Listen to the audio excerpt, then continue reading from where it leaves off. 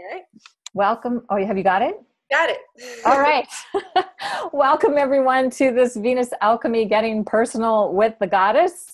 I'm Cayelin Castell here with Tami Brunk, and we are very excited to share with you this information that we've been deepening our understanding and being so completely blown away by how personal our Venus signature is. It's not just the sign Venus is in, but the star phase that we're born into, whether it's morning star, evening star, underworld, whether it's one of two underworlds, we're going to be sharing about what all that means in a moment.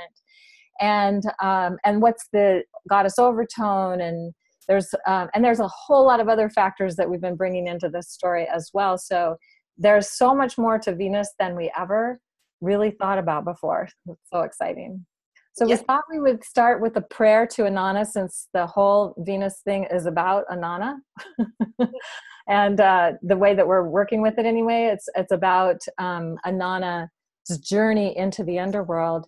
And so this kind of is here to open up sacred space and to get us connected into Inanna. So I invite everyone to take a deep breath, to bring yourself present, to do whatever practices really work for you in that regard. And we'll begin with this prayer.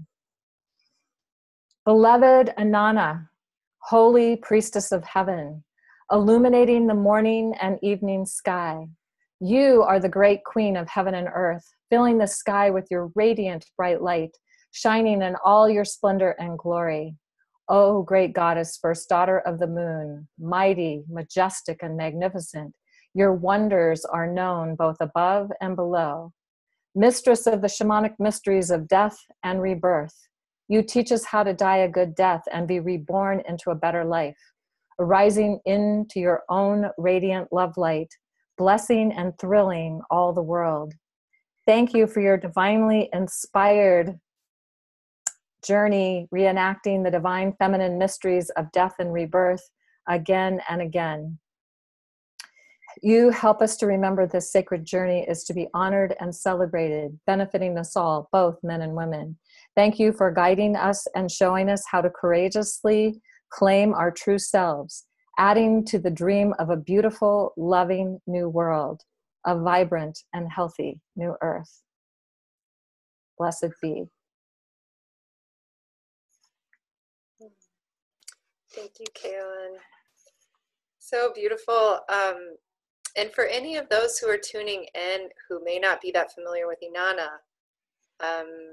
she is the great goddess in the Sumerian pantheon, the goddess of heaven and earth, and the thing that has really blown our minds, Cayelin and our minds, and has really shown up as such a powerful mystery to be able to work with ceremonially, is that the story of Inanna and her descent into the underworld is actually a story that is about the cycle of Venus. So that's how we work with the cycle of Venus.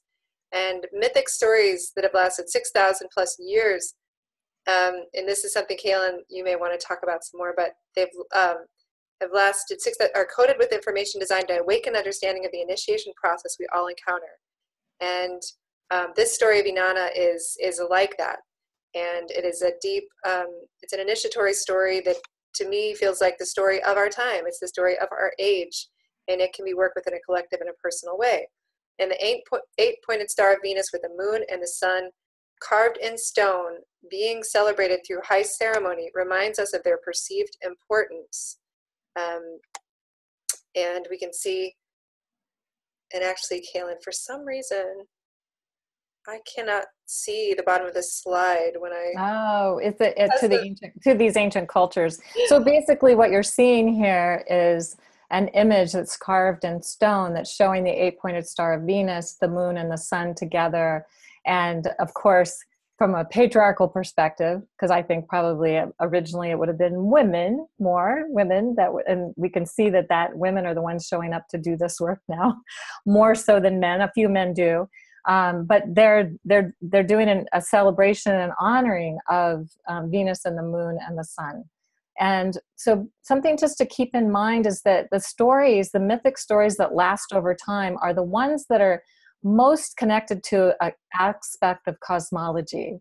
And the cosmology, the Inanna story is the story of the cycle of Venus through the sky.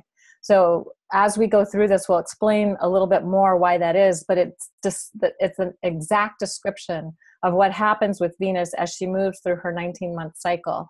And this story was crafted so that people would understand and have a sense of what how to work with it. And that is one of the reasons I think it has lasted for so long, because it was also a way for the Sumerians and the Babylonians who worked with Ishtar, but similar story, to work with it ceremonially. And they did it as a culture, and they did it every 8 years as a culture. They would reenact this entire story.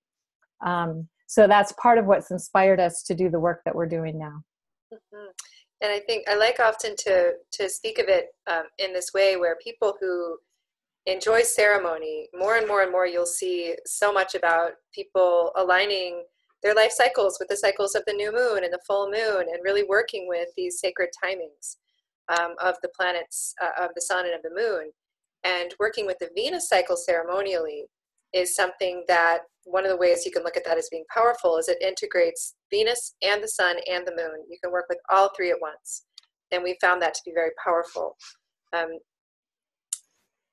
Cayelin, do you want to talk about Right. So not only did the Babylonians and the Sumerians, Inanna and Ishtar, their names for Venus, and their stories for these goddesses, really describe the entire cycle of Venus.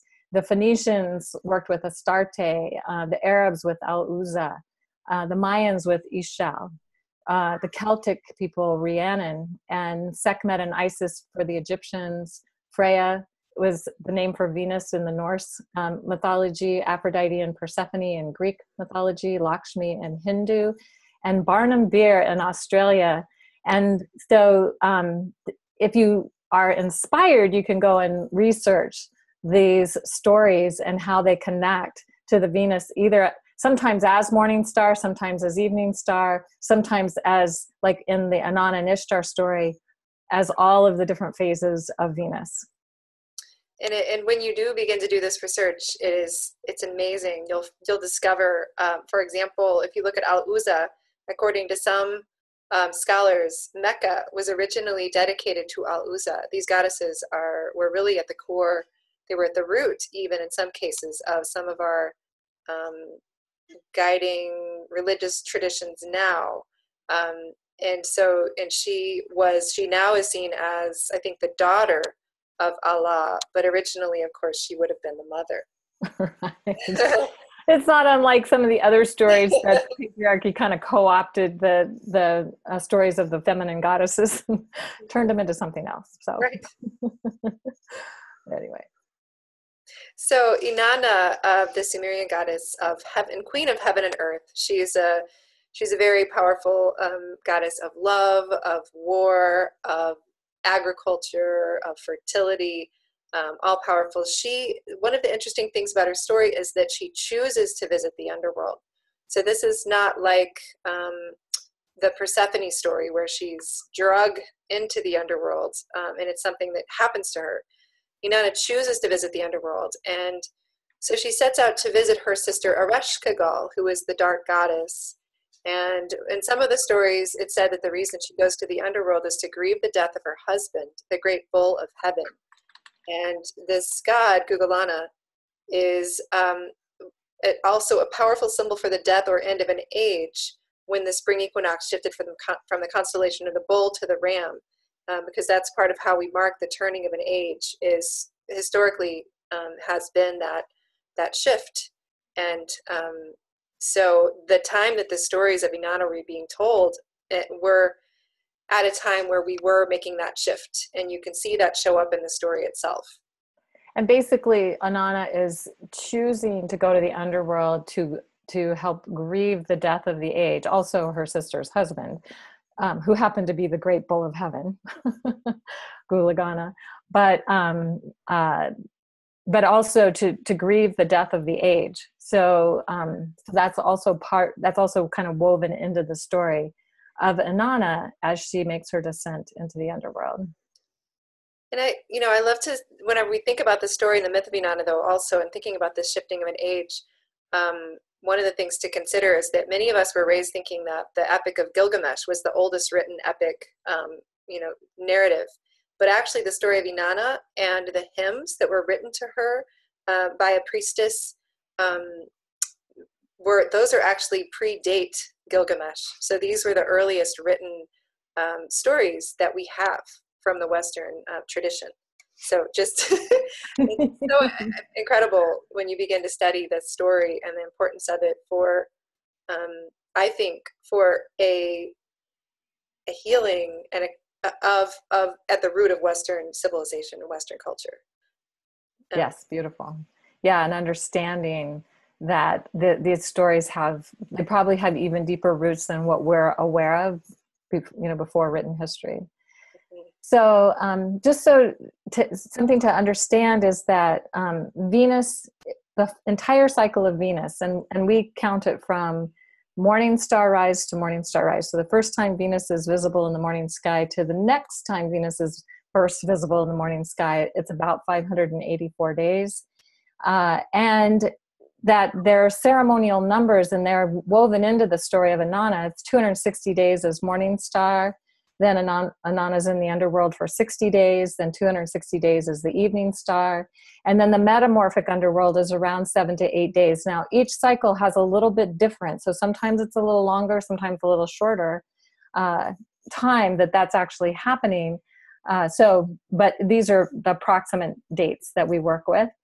And what's interesting is if you look at the 260 was very important to the Mayans. So they looked at the 260-day cycle of Venus as morning star, evening star, and they made a lot of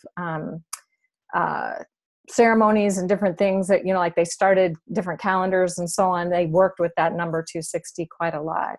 So if you look at 260 plus 260, you get 520. There's 584 days in the cycle, so there's missing 64 days, and that would represent the underworld time, the two underworld times. And again, sometimes the Inanna underworld actually lasts for 2.5 months, so it's approximate, and sometimes the metamorphic underworld only lasts for 3 or 4 days. So again, these numbers are approximate. It just depends on the cycle, which cycle it happens to be, and how quickly it's moving through each of those phases. So again, with the morning and evening star Venus phases, we call them star phases, and this is part of what we talk about when we talk about the Venus signature. Is each of us is born during a particular phase of that, and that is your personal star phase. But the morning and evening star Venus story describes Inanna's descent and ascent, and it is connected with the chakras, because in the story, what happens in both the Ishtar and the Inanna stories is that she is required, when she goes to the underworld, to pass through 7 gates, and in each of these gates she's required to remove a vestment or an article of clothing. So she has to remove her crown at one of these, and then her earrings in some versions of the story, or her necklace or her breastplate. So she can't. So there are 7 of these gates when she's going down, where she removes vestments, and then there are 7 coming up, and those correspond to the 7 chakras. And this is a beautiful picture. Some people say sometimes that it's Lilith, but often it's also described as an image of Inanna or Ishtar. Something else to know, because I know some people are very tuned into the work of Ariel Gutman and her Venus star points. And so I just want to mention here that there are other ways people have worked with the story, but if you're using the Inanna story, and that's what we're using, what Ariel Gutman was doing was looking at the conjunction with the sun, either as in the Inanna underworld, or the long underworld is another way to say that, or in the metamorphic underworld, the short underworld. And the reason we don't use that as a way to determine the star, to determine what the overtone or the additional information is because you cannot see Venus and the sun. You can see the sun, but you can't see Venus. And the ancient cultures really worked with the visible expression of Venus. So we work with the star phases in a little bit different way, and you're going to see more about that as we go along. But first, what we want to do is give you a way of finding your own Venus star phase. So if Venus is rising before the sun, it's a morning star. If Venus is rising after the sun, it's an evening star. We could say the sun sets and then Venus is in the evening sky. And if Venus is within 10 degrees of the sun, it's in one of the underworlds. If it's retrograde, it's in the metamorphic underworld. If it's direct, it's in the Inanna underworld. And so this is important to know to determine your own Venus star phase. And what you also need to know is that the planets are rising and setting. They're going in a clockwise manner. Now, they actually move through the signs in counterclockwise. So they're moving through the sky counterclockwise. But what we want to know, what we want to look at here is the clockwise rotation of the Earth. And then, this is showing like the horizon line. So anything above this line is visible in the sky. Anything below this line is not visible in the sky. So it's the ascendant descendant line. Whoops, I didn't mean to do that. The ascendant descendant line that we're looking at, and we use whole sign house system, whole long story about why that is. But so sometimes the ascendant and descendant are found somewhere within the first and seventh house with the whole sign house system. So if you, depending on the way that you're looking at the chart, this is going to tell you what the relationship with Venus and the sun is. So having done that, Cayelin, what? Yeah. Go back just for a minute, just because I actually think that there are some people, I know some people on this call, aren't really that familiar with astrology or the chart. So just to say really quickly that this is, with looking at this chart, when you look to the left, this is the ascendant. That's the part of the sky that's rising in the east, right, at the moment that the chart is cast. And then when you look to the right, that's the part of the sky that is setting in the west. Yes. So that's where. And it seems backwards. Yeah. Like if you're looking at a map, this would be east and this would be west. But if you turn it to wherever your east is and your west is, then it can make more sense as well. Yeah, right. It does work. Anyway, thank you for that, Tami. And so, so basically what you're seeing here is if the sun on your chart, you have Venus to the left of the sun, it's a morning star. And it's more than 10 degrees from the sun. If you have the sun and Venus to the right of the chart, then it's an evening star. And I'm going to give a few more little examples of how this works. So like, see, the sun's up here, but Venus is still going to rise before the sun. It's also going to set before the sun, but you can't see it when the sun's in the sky, so it doesn't really matter.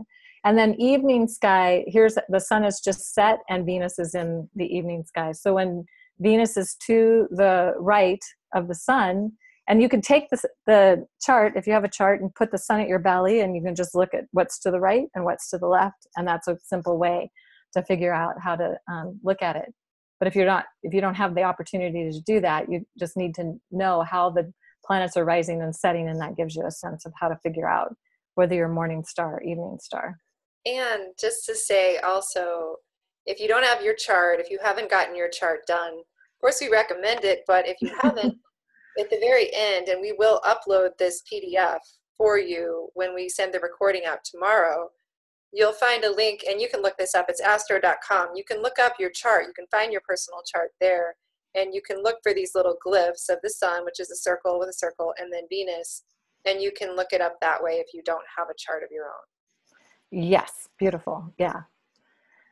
So just here's some more examples of, seeing, and from different parts of the chart, seeing, Venus, this is morning star Venus, because Venus is coming up before the sun. This is evening star Venus, because Venus is trailing behind the sun there. And then when you see Venus and the sun together on the chart within 10 degrees, then it is either in the Inanna underworld or the long 60-day plus underworld, or if there's a retrograde symbol next to Venus, then it's in the short underworld. So you can know that pretty easily. And that star phase is very easy to determine. Here's the Venus retrograde symbol. So it can show up anywhere on the chart, depending on what time of the day you were born. This is what you're wanting to look for to try to determine what your star phase is. So now we're going to talk about the significance of the star phases.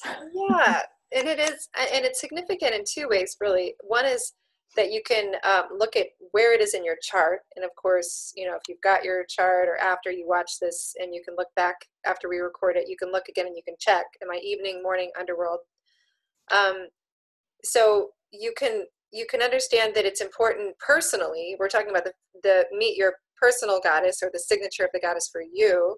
And it's also interesting to understand the phases, because every 19 months we will all go through these different phases with Venus. We're all experiencing this journey of Venus.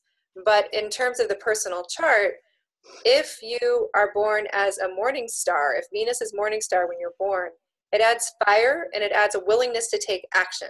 So even if the rest of your chart is very, very earthy, or very much more just more grounded, or doesn't have much in the way of fire, even just having morning star can add some of that.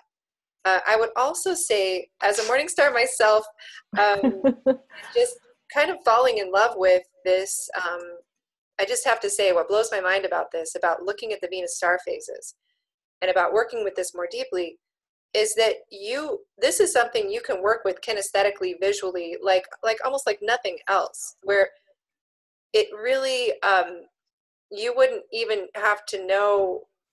You can observe where Venus is in the sky when a baby's born, and you can have a real strong sense for what that child's initiation path is going to look and feel like.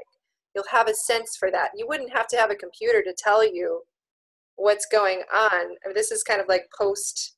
You would know this because it's something you can actually feel in your body. This is how Venus is moving through the sky. So in any case, morning star, it adds fire and a willingness to take action. But if you also think about the way that this is the individual who is like Inanna in this phase, who's very powerful, who's strong, but who's also making a choice to make a descent. There's something about that kind of courage that a person has to have, and a certain amount of strength that is to be of service to actually dismantling the ego, dismantling the aspects of self that are false. So there's kind of a riddle that's embedded in that for a person who is morning star, that they're very strong, but they're actually here to soften, or to become more real, or to be prepared for that kind of initiation. What's really interesting is when I see people who have Venus, say, in a water sign like Pisces or Cancer, and they're a morning star, oh my gosh, it's not what you necessarily would expect. How they might express, because oftentimes, especially Pisces and Cancer, are seemingly less directed, less fierce, less ready to jump in and take action, because they're more feeling, they're more empathic, that kind of thing. But when you have it as a morning star, it really can create a greater understanding of what that's about for a person. If it's, say, Venus in Aries and it's a morning star, that's a lot of fire. Yep. So, right. And it's fun too when you start to learn about this and feel into it. I'm a morning star. Cayelin is an evening star, and you start to see the ways that you work and operate differently just based on that. It's fascinating. It is. Inanna in the underworld adds water. So you can look at this elementally. It's about feeling what we feel, integrating light and shadow, and willingness to die and be reborn. And similar to what Cayelin's saying with a person who might have a very watery Venus but might be morning star, you might have a person, again, who has maybe Aquarius or Gemini Venus. But if that Venus, or Leo, if that Venus is within 10 degrees of the sun, not retrograde, if she's in the Inanna underworld, that individual is going to is not necessarily going to be your typical Gemini, Aquarius, Leo. It's not going to show up that way, because there's this deep, it's almost like it adds Scorpio. Yeah. It's like you really, there's a strong need to feel what you feel. There will often be a person who's gone through either external experiences that feel very intense, that feel like they've taken them apart time after time after time, or having that intensity internally of life experiences where they're on a shamanic path. Um, so and this is something that's so interesting because you can, if you don't have this information as an astrologer, you might be pretty confused because you may not see this kind of Pluto or Scorpio or underworld signature anywhere else except with Venus in the underworld. So it's a powerful thing to know. And then the evening star, that adds earth. So it's the physical realm of the fully initiated priestess returning to reclaim her inheritance. So if you are an evening star, there is a certain amount of groundedness and kind of maturity that you come in with. And you can really feel that difference. And we've done live workshops where we divide people up into evening, morning, underworld. It is so profound the way that these groups work together and what shows up that feels very different. Right. And I will just say, as an evening star of Venus, when I was going through my Venus return, age 40 Venus return, I was still 39 at the time, but somebody said something to me about a priestess process. And I said, priestess? I want to do that. Because that was my Venus going, yes, absolutely, totally do that. So I did. And it happened during my age 40 Venus return, which was very profound for me. So powerful. Yeah. So amazing.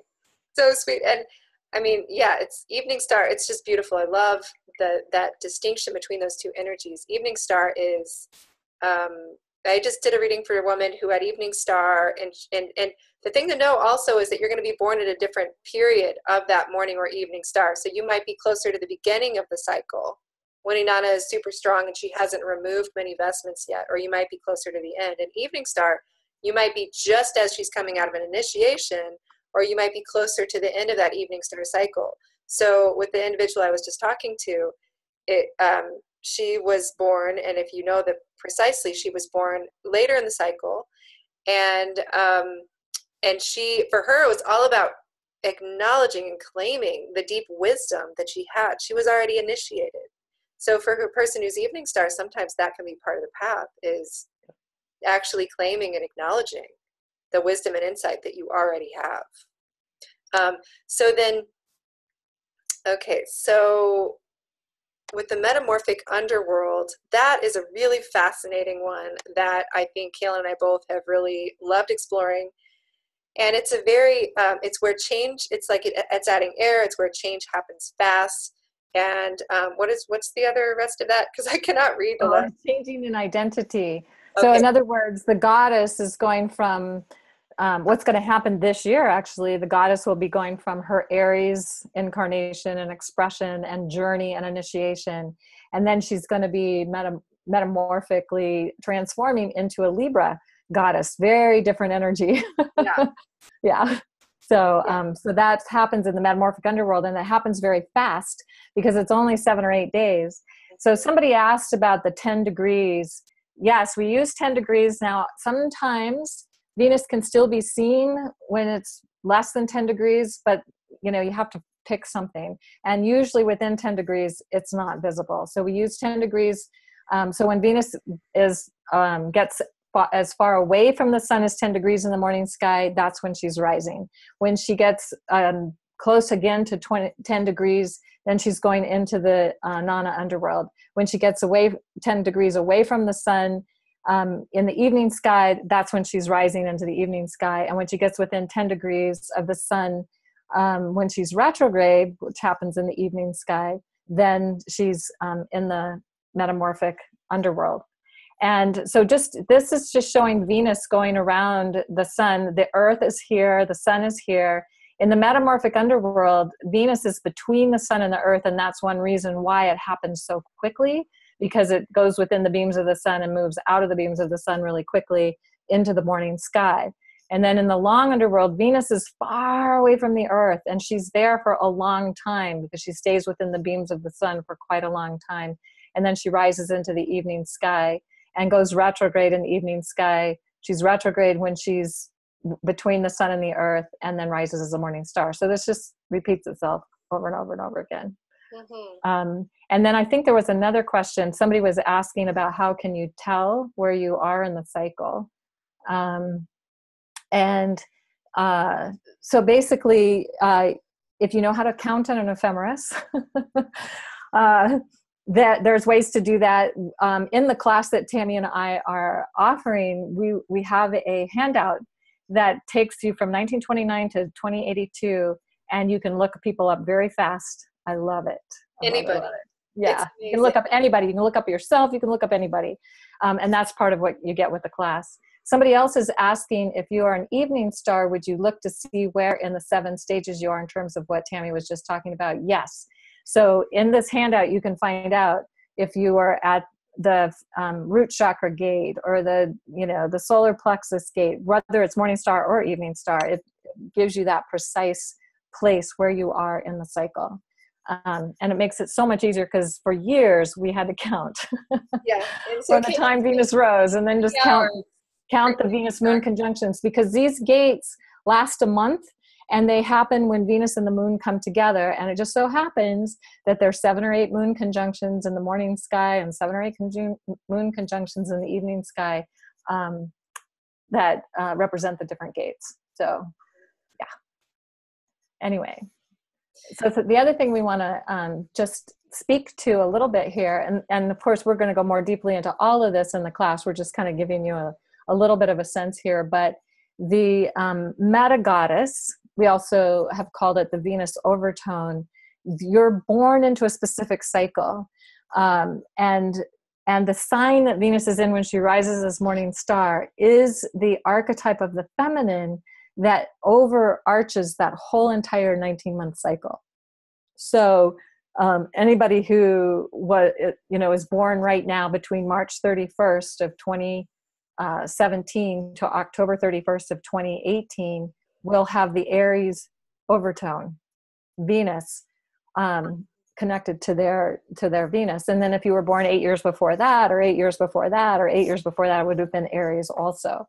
And every 8 years, there's 5 Venus cycles with a different overtone or a different meta goddess that's on the world stage. And so the way we work with this ceremonially is to really honor that particular aspect of the goddess. We'll talk about that a little bit more when we look at what the Aries meta goddess is about.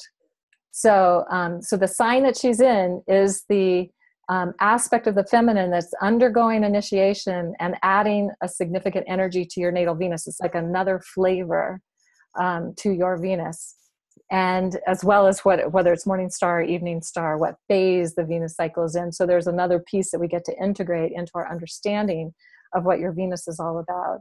And the meta goddess is really more transpersonal than personal, but it's helping to bridge your personal journey with the bigger journey of the goddess of the time that you were born. So where you are in the cycle, if you're at a gate, if you're at one of the chakra gates, or if you're at a between time, or, there's all these different things that we like to look at and work with and deepen our understanding around.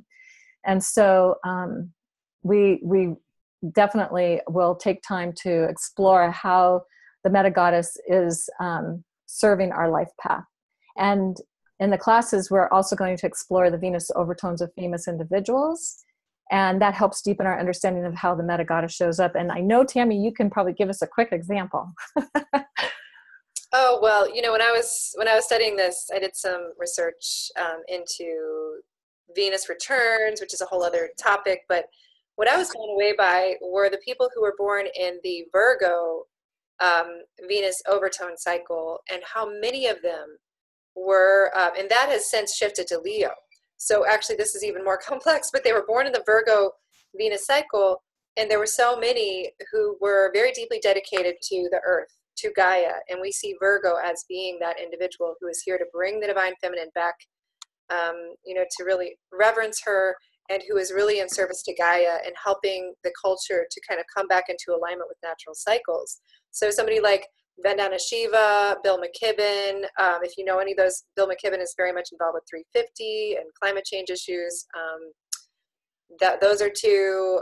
Julia Butterfly Hill, I was looking at Capricorn overtone people also, and it's kind of similar. Julia Butterfly Hill was so much Capricorn and was born in the Capricorn overtone. She was the one who lived in the tree Luna for some years, protecting her.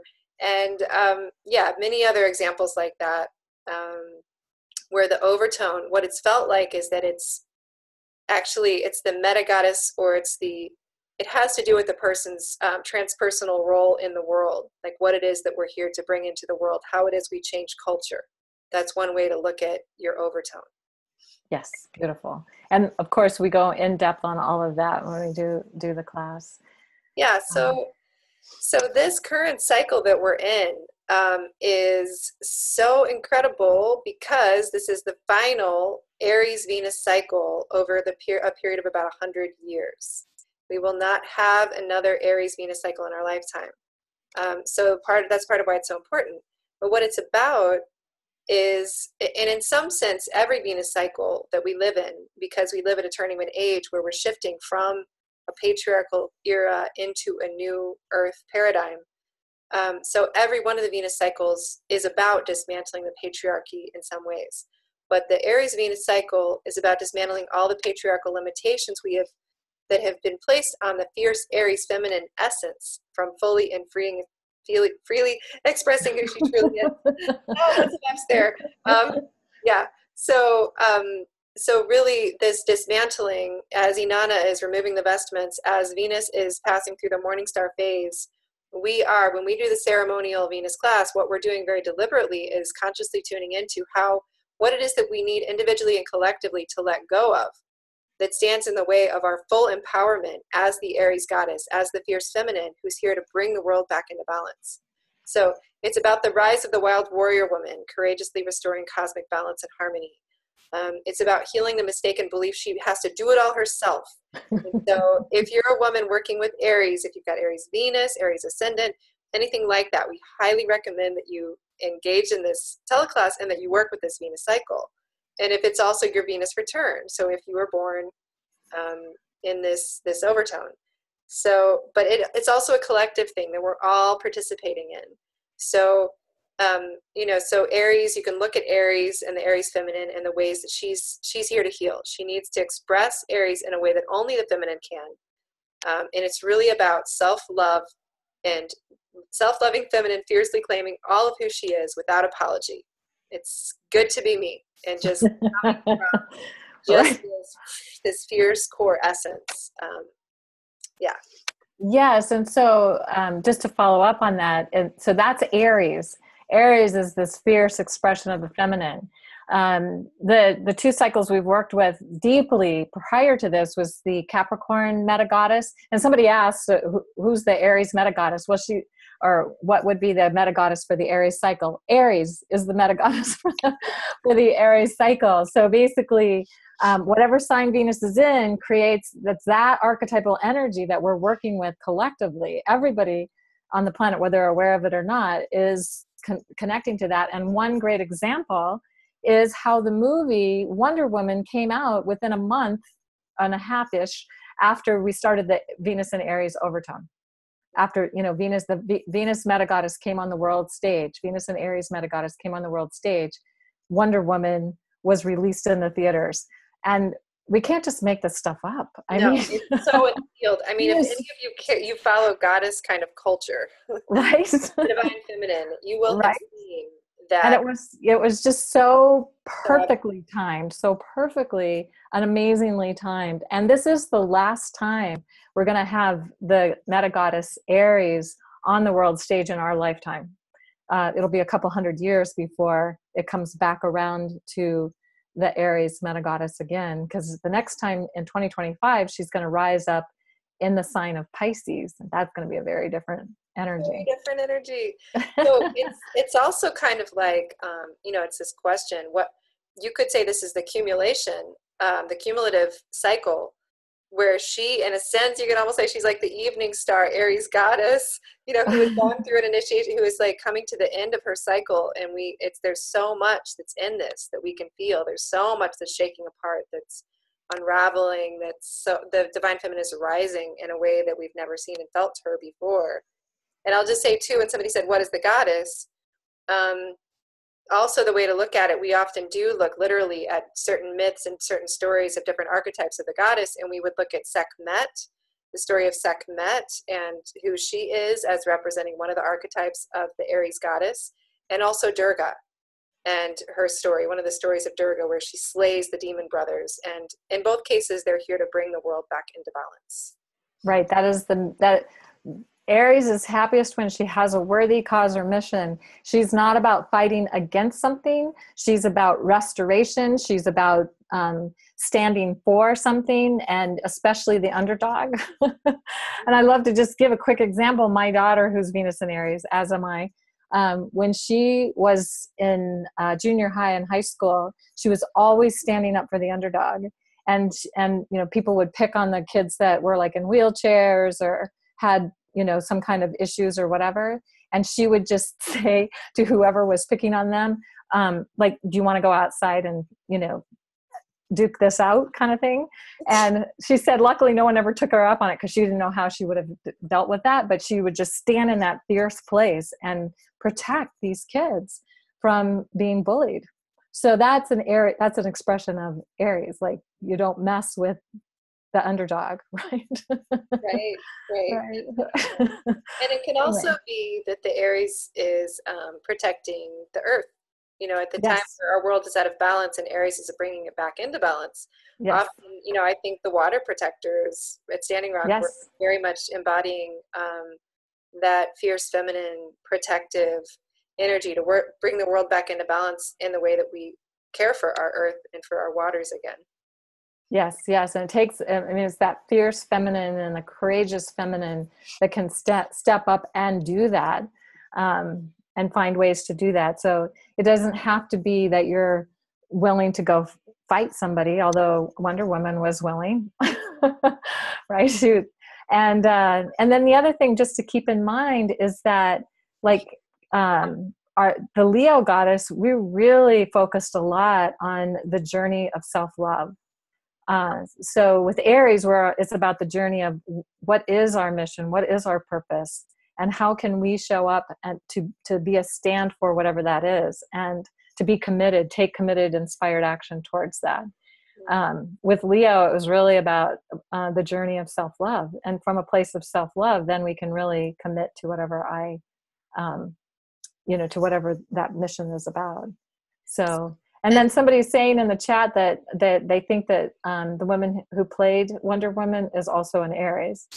So we have to look that up and to confirm that. But awesome. Yeah, that was pretty cool. All right. Okay. So I guess we're ready now to do a journey.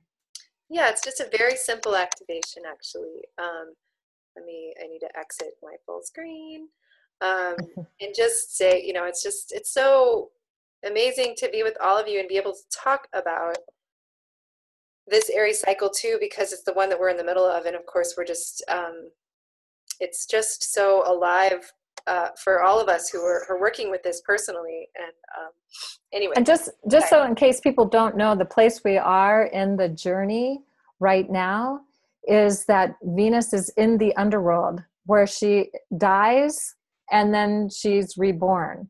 So she's dying to who she believes herself to be, so she can be reborn to who she truly is. And so it's the process of death and rebirth.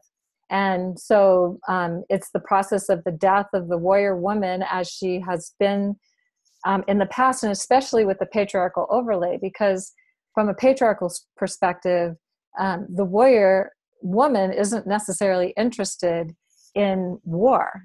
She's interested in restoring the cosmic balance. That's what she's here for. And so anyway, and then somebody's saying something about Xena, Princess Warrior, Aries sign. Yeah. Yes. Xena is a perfect example. Thank you for remembering that and bringing that up.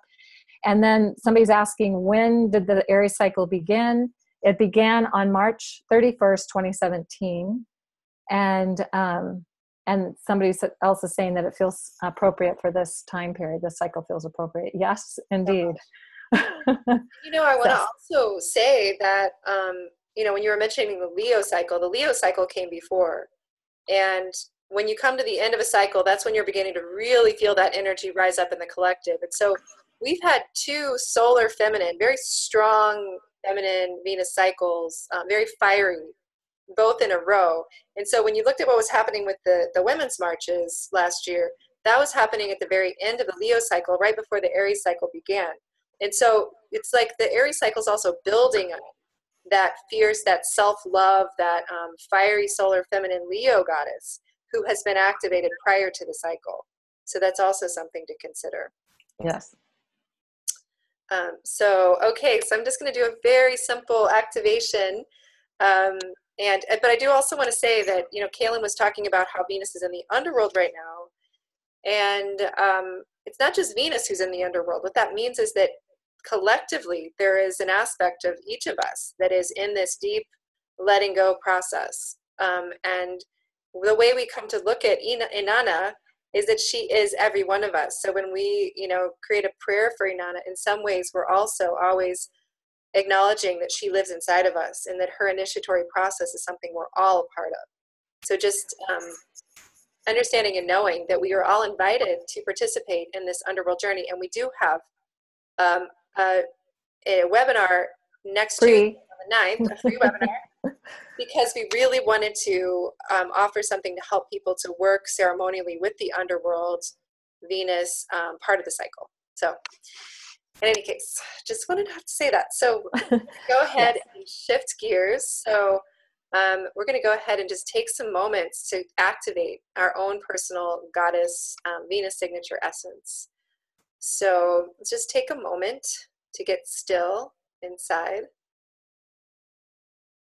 and let your breath flow naturally and easily, and maybe observe that it maybe deepens a little bit and maybe slows down just a little bit.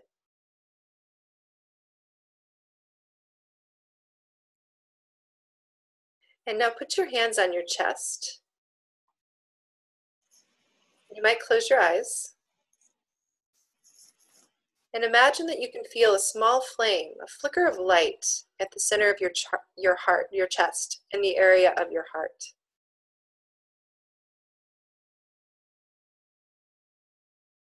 This light is your goddess light. And for any men who are on this call, this is the divine feminine inside of you, waking up. What color is this light?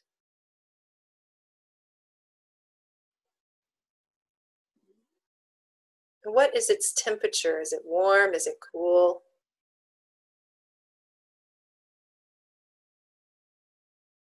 If it were a flavor, what flavor might it be?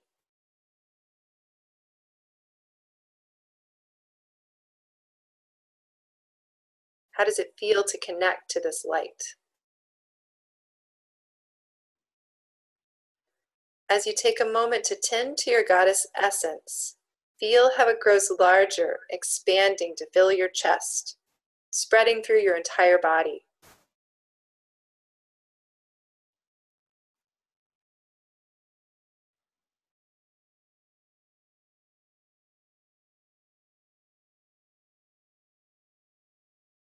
Now take a moment to enjoy the beauty, the sensation of your personal goddess light, which is love, which is your feminine presence.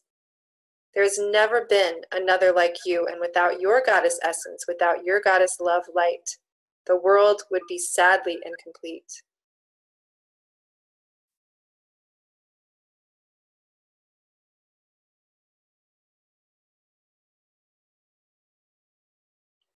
Now, once you feel that you're truly anchored in this light, in your own goddess essence, and you feel it filling you and surrounding you, let flash into your mind an image of something that feels painful, that might feel like it breaks your heart. It might be a moment that you had earlier today. It might be something, an experience that's needing some attention and love and care in your personal life. It might also be something happening in the world around you, something on the global stage. Just whatever flashes into your mind is what is needed to tune your attention to now.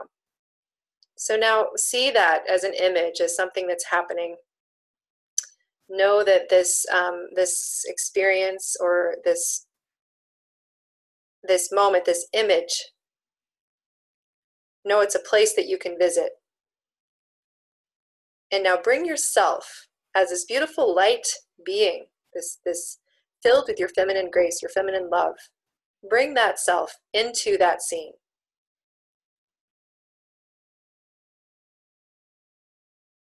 And if you are in that scene, if it's about something in your life, then see yourself ignited in this way with your full goddess presence. And see and feel how bringing your deep presence into this moment, just observe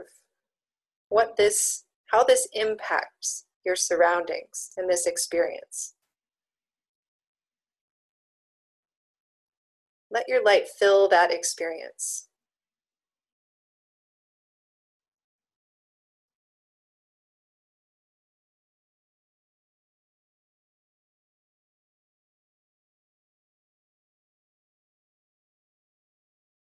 And it may be that as you encounter this moment, and as you bring your full light and presence into this moment, you might also feel the ways that this experience and the willingness to let yourself feel what is happening and revisit this experience. You might also feel how this deepens you.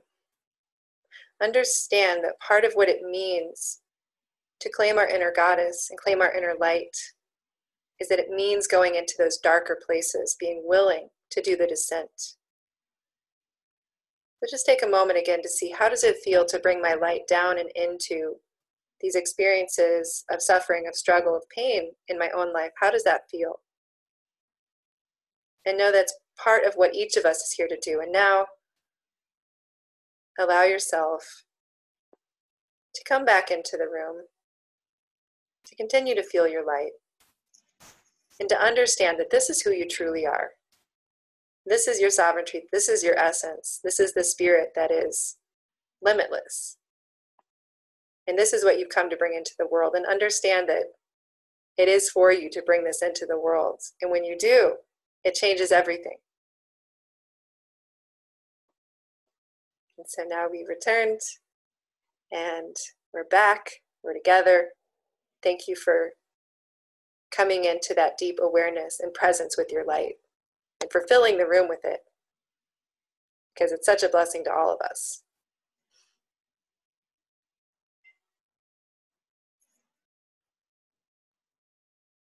And we are complete. Yeah, that was awesome, Tami. Thank you. So welcome. I love this work so much. It's so fun.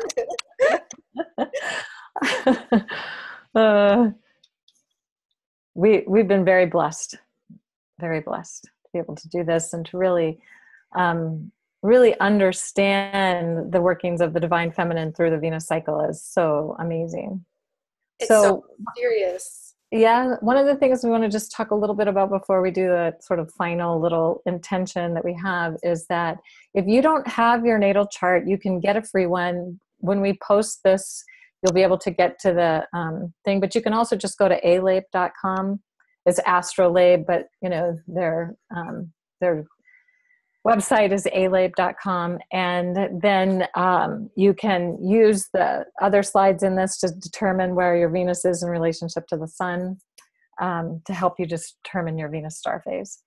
And we're going to begin our signature series on January 18th.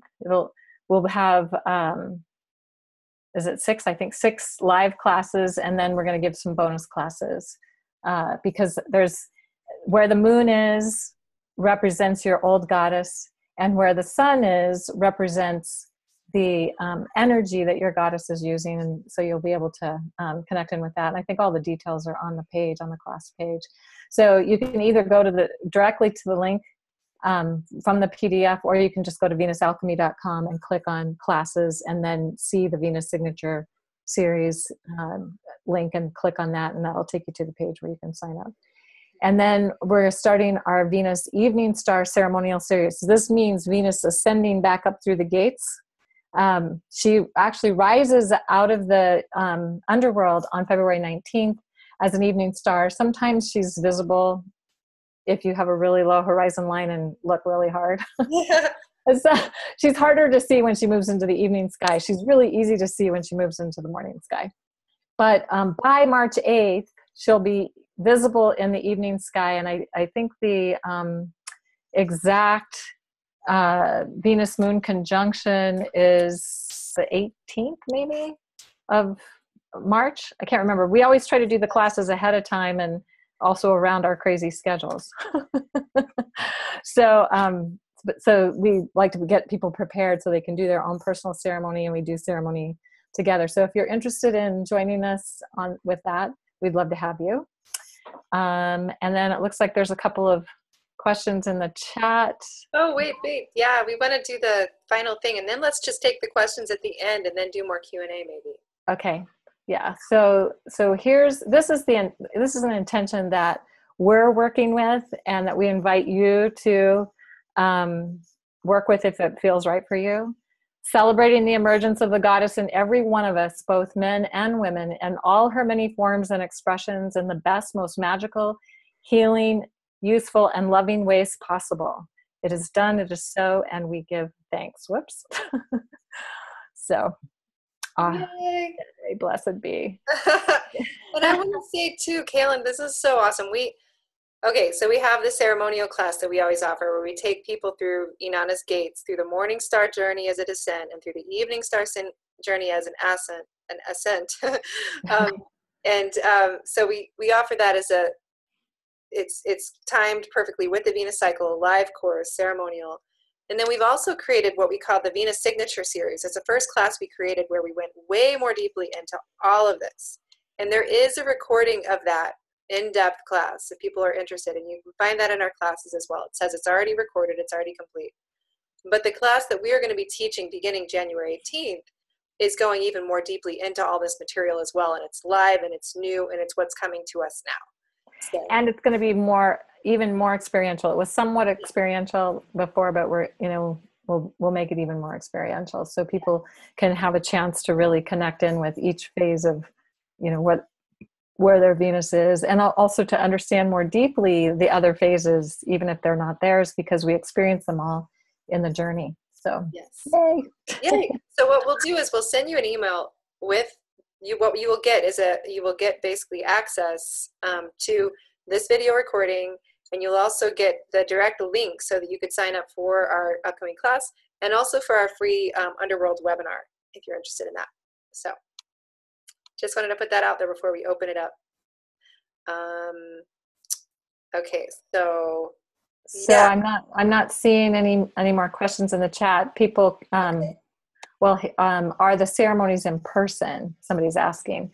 Well, because this is an online class, we do them online, but we give you the tools to do your own in-person ceremonies. And if you want to get people together to do them with you, we really highly encourage that and recommend that. But literally a lot of the material that we're using in the ceremonial class, in the working through the 7 chakras and the ascent class, we're reclaiming a healthy relationship with all those chakra energies, came from really some of the things that I did in my Venus return by myself. I created a Venus altar. I had a Venus journal. I did all these things. So you don't have to do it in the class. But what we found is that it exponentially increases the power of your own personal intent, and also you have a community to connect with. So, so that's something that speaks to you. We'd love to have you join us. We'd love to have you join us in the signature class. And somebody's asking, does the new full signature class include the ascent classes, or are they 2 different classes? They're 2 different classes. Yeah, they're 2 different classes, although we actually are talking about offering a special for people who do both. Yeah. I still need to I need to set that up because I've gotten that question a lot. Yeah. Yeah, that's next on the list, right, Tami? Yeah, I know, right? Yeah. So wonderful. Okay, we keep getting more And we will open it in a minute, also for people to actually speak, which is great. So, okay, how long before the video recording of the webinar will be available? It should be available tomorrow. We will do everything we can to make it available tomorrow. Okay, and you missed some good information. Sorry about that. Yeah, well, we will have that. That this Aries cycle, what does it mean that this Aries cycle is the last one in our lifetime? That all of this is, of course, up for interpretation. I see it as being that this is an extremely powerful cycle where we have access to the wisdom and the insight that's been gained over 100 years of collectively working with this cycle. How do you see it, Cayelin? Yeah, I would absolutely agree with you. And so it's anywhere from 96 to 112 years that Venus will have a specific meta goddess or overtone, however you want to say that. And so this actually started in the 1920s, I believe, and it's, and we're here at the end of that. And so basically we won't have Aries on the world stage for a while. It'll be a couple hundred years before she comes back onto the world stage. And so this is kind of like an opportunity for us to really engage this at this deep level. And interestingly, the Sumerians and the Babylonians, when they worked with the Venus cycle, they always did it when Venus was rising closest to the spring equinox. And of course, that's what happened in March of 2017 was that one. And so they did their cultural reenactment in that particular time. Also, Newgrange was built to track this 8-year Venus cycle. And what happens is at the December solstice, only every 8 years, and it just happened in 2017, is the Venus rises before the sun, just about 20 minutes before the sun, lights the passage, and then the passage goes dark, and then the sun rises up and relights the passage, and that can only happen every 8 years. So it was so important to them, they were tracking it. Now, this will still continue to happen. It just won't be that it's the Aries overtone. The next time it happens, it'll be the Pisces one. Because it moves back through the signs slowly. Yeah. So then we have a question. Does that mean that anyone born since the 1920s has Aries as their meta goddess? No, that's a good question. But what it means is that if every 8 years over that 100-year period, Venus has risen in the sign of Aries as morning star. So if your birthday is in the 8, if it's like 8, 16, 24, 32, 40, 48, 56, 64, 72, 80, 88, or 96. If you are turning that age between March 31st of 2017 and October 31st of 2018, then you are in a Venus return. Yeah, and then you were born and Aries is your meta goddess. Yes. Otherwise, she's something else. Right. So, okay. And then my sun is 6 Leo. My Venus is 13 Virgo. It is a 7-degree spread, but I can't tell if it's underworld or a metamorphic. Is your Venus retrograde? If it's retrograde, it's metamorphic. If it's not retrograde, it's the underworld. It's not. Yeah. So it's the Inanna underworld phase. So basically, then this phase of the Venus cycle we're in now is a repeat of the phase you were born into. Now, with Venus in Virgo, it's probably not this overtone because because the signs Venus are in now are like Sag, Capricorn, Aquarius during the underworld time. Yeah, so your meta goddess wouldn't be Aries necessarily. Right. We wouldn't really know if it was Libra. We wouldn't know. We'd have to look it up. 6 Leo is not 7 degrees from 13 Virgo. That's true. Somebody's saying, right? Oh. That's absolutely true. It's not. It's oh yeah, no, it's not. From 6 Leo to 6 Virgo is 30 degrees, and then there's about 7 more degrees, so it's about 37 degrees, and it would probably be morning star because Leo rises before Virgo, so it's a morning star. Yeah. Thank you. Yeah. Okay, so wow, we're getting a lot of chats. I wonder, should we just continue the Q&A like this? Sure. Okay. Uh, Actually, it's really fun to hear people talk. I'm going to just say, let's end it with this last little message, and then we'll open it up for people to okay. And somebody's saying that if the sun is in Leo and Venus is in Virgo, then Venus is an evening star, and that is correct. I was thinking of it the other way around, that Venus was in Leo and the sun was in Virgo. But yeah, so yeah. And that's pretty late into the evening star cycle at 37 degrees. Yeah. So if Venus is conjunct rising Aries, I don't know if I really understand that question, but that would mean you probably have Venus in Aries.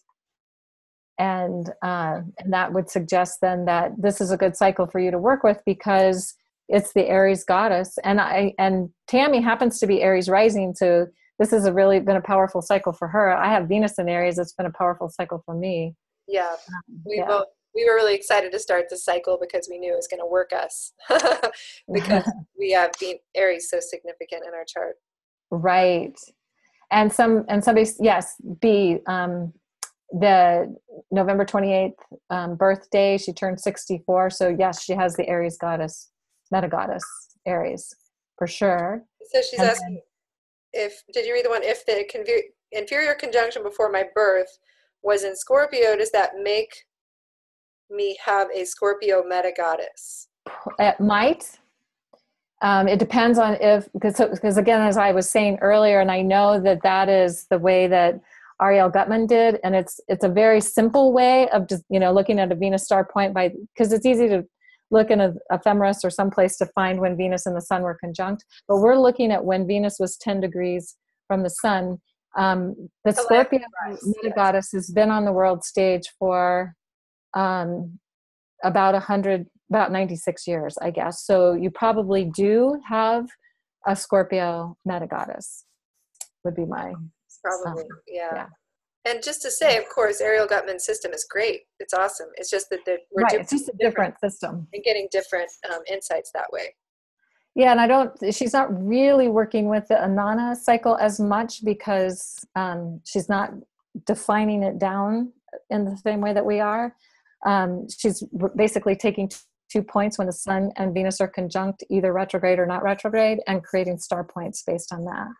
And so it's simplified, makes it easy for people to figure out, and you can derive meaning from that as well. Yeah. So it's actually after 8 already. How we want to maybe go for another 5 minutes or so. Yeah. I guess it might just be simpler to just continue to take comments for the next few minutes. But it's great to have so many questions. Yes. Turn on 12/2, but I will be 55 in 4 days. Is that okay? So Venus does come back to its original position once every year. We are talking about every 8 years when Venus comes back near the birthday, and so at different at the different ages that we identified earlier. If you have, if you're turning one of those ages, turning 55 in 4 days is not a Venus return. You're actually going to have a Venus return in the next cycle that starts on November 1st of 2018. And so that means you have probably were born with a Scorpio meta goddess and it's shifting to Libra. That's something we'll talk about more in the class because whatever. Anyway, so yeah. So we have a thank you. Thank you so much for this fab class, and a thank you and a thank fab you. Class. Yes. Awesome. Right. Thank you everyone for participating. Yes. We really appreciate you. And Tami will be probably getting this uploaded. Yes. By tomorrow. Yes, absolutely. So beautiful to connect with all of you, and we look forward to connecting with you again. So have a beautiful night. Bye, everyone. Bye. Should I unmute everyone for a moment? So everyone can say goodbye? If you want. Okay. Yeah, okay. I unmuted everyone. Everyone can say goodbye if they want. Bye. Bye. Bye. Bye. Bye. Bye-bye. Thank you. Bye. Aloha. Aloha. Bye. Aloha. Good night. Bye-bye. Bye. Bye.